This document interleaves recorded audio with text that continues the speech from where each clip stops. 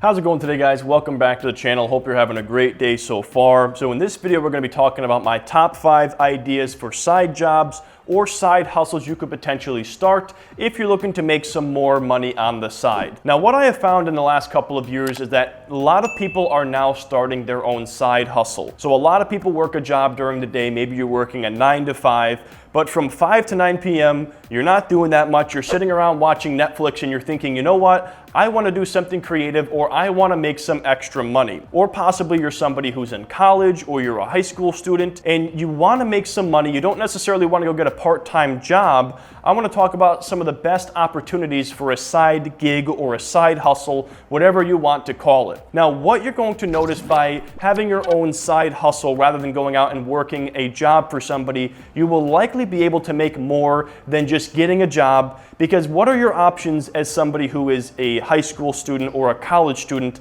The options are pretty lousy. You can go work retail or fast food, and those are going to pay close to minimum wage. And let's say you work a job during the day. If you want to get a part-time job, the options really are not that great. So what we're going to talk about is 5 different side hustles that might be more appealing to you. Coming in at number 1 on my list here is being a cleaner. Now, before you let your ego get in the way and say, oh my gosh, I'm not going to clean for people, let me just tell you how much money you can make by doing this. And I want to preface this by saying that most of these ideas for side hustles are tailored towards a wealthier person. So you're going to try to help people who are wealthy because they have the money to spend on convenience services like a cleaning service. So I'm not telling you to go to places where people could obviously not afford a cleaner. I'm talking about looking at the area you live in, finding the wealthiest areas, finding the luxury apartment buildings, and then advertising your services there if you're allowed to do so. You want to go after a wealthier client base because they can afford these different services. Now, the building I live in particular is a building where people tend to have more money. It's a middle to upper class building, and a lot of us, including myself, don't like to clean our own apartments. Now, I pay a service online. I have somebody clean my apartment once a month, and I pay them about $150 to do this, but I've had people stop by offering to clean my apartment for around $35 per hour. Now, obviously that figure is going to be different based on where you live, but let's say you can make $10 or $15 an hour doing fast food, or $35 an hour cleaning an apartment or cleaning somebody's house or cleaning an office or a church. You can make pretty decent money being a cleaner. And on top of that, you're probably going to get tips as well because it's a service-based business. And when you are having a service done, you usually tip as a gratuity. So you could potentially make $35 an hour plus tips being a cleaner.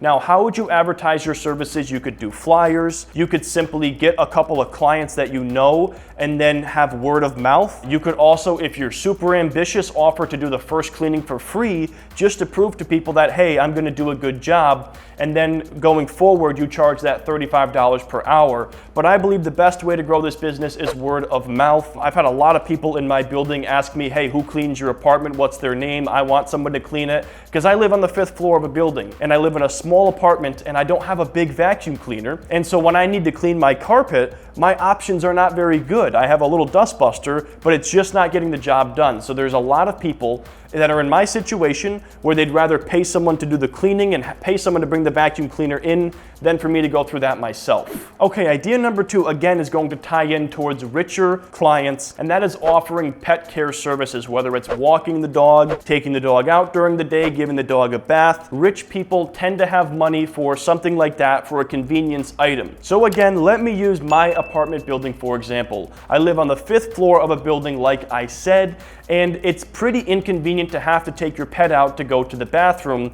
And I obviously work from home, and so coming in and out, I frequently see people rushing home to let the dog out to go pee and then go back to work. Now, a lot of people, like I said, who live here have the money to spend on things that are going to make their lives more convenient, and I can guarantee a lot of them would pay $20 a day for someone to show up, bring the dog out to pee, and put him back in the apartment. So this is another option for making money, is by simply advertising pet services and taking the dog out to use the bathroom, or take the dog out and take it for a 10-minute walk and charge more, or take the dog out, walk it, give it a bath, socialize for an hour. A lot of people, especially a higher wealth clientele base, would open their wallets for a service like that, and maybe you're gonna send them a picture during the day of their dog and make their day. You're gonna add all of these other services and convenience things, and you're gonna build that service, and next thing you know, you could have people paying you $100 just to stop in and take a peek at their dog. So there's a lot of money to be made when you go after the right client base. Okay, so idea number 3 is going to be the only one here that's an actual job, but the reason why I'm recommending it is for the potential to earn tips and also the networking opportunities, and that is to be either a barista or a bartender.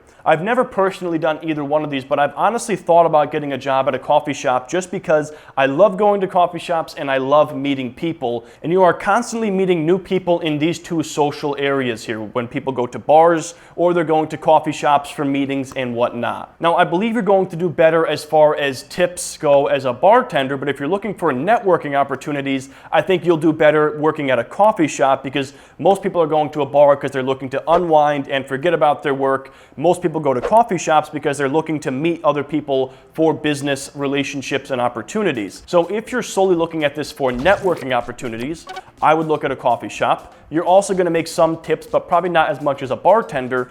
And if you're mostly looking to make money, I would look into being a bartender, and you will do pretty well there if you're good at what you do and you're friendly. I have a couple of friends who were bartenders, and they said they averaged about $20 to $25 an hour as far as their base salary plus their tips. And the other good thing about being a bartender is the fact that a lot of those tips are cash, and you're just taking home that cash at the end of the night. Idea number 4 is another service tailored towards a richer clientele base, and that is to be a personal or a professional assistant. So again, consider people who are busy. They are working, maybe 9 to 5, 9 to 6, and they don't have time to go get their laundry or do their grocery shopping or these small little tasks that really help their life stay together. Or on the professional side, you could work for somebody and respond to emails for them, set up their calendar, set up appointments, and basically just help them go through the day-to-day operations. Now, obviously, like I said, this is going to be a service that is more tailored towards a higher end clientele base, people who have the money